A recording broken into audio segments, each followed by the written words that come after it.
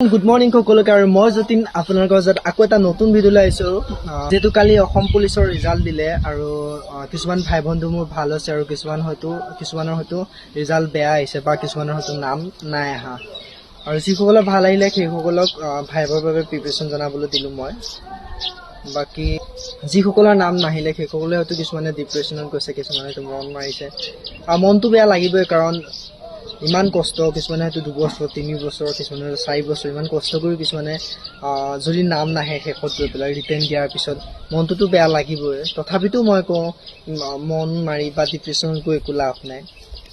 আচলতে মই ভাবোঁ চাকৰি এটা পাবলৈ বা অসম পুলিচৰ বা যিকোনো ধৰণৰ চাকৰি এটা পাবলৈ কষ্টটো লাগিবই। কষ্টৰ লগতে ভাগ্যৰো প্ৰয়োজন মই ভাবোঁ, কাৰণ ভাগ্যও লগ দিব লাগিব। কিছুমানৰ হয়তো ভাগ্যখন বহুত ভাল থাকে, হয়তো একবাৰতে পাই যায়, আৰু কিছুমানৰ হয়তো ভাগ্যখন অলপমান কিবা থাকে, বহুত বহুতবাৰ কষ্ট কৰিহে পোৱা যায়।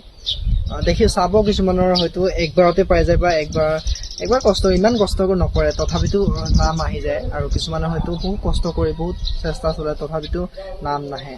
চ' মই ভাবোঁ ভাগ্যখনো লগ দিব লাগিব, আৰু ইমান ডিপ্ৰেশ্যনত যাব নালাগে বা মন মাৰিব নালাগে, কাৰণ নেক্সট বাৰত হয়তো আপোনাৰো নাম আহিব। আপুনিও কষ্ট কৰি যাওক, যেতিয়ালৈকে বয়স আছে নাম নেক্সট বাৰত আপোনাৰো হয়তো নাম আহিব, হয়তো ভাগ্যখনে লগ দিব তেতিয়া। বাকী যিসকলৰ নাম আহিল সেইসকলক ক'লোঁ ভাইভাৰ ভাল হওক, তোমালোকৰ চাকৰিটো হৈ যাওক সোনকালে, ভাল লাগিব। বাকী বাই বাই।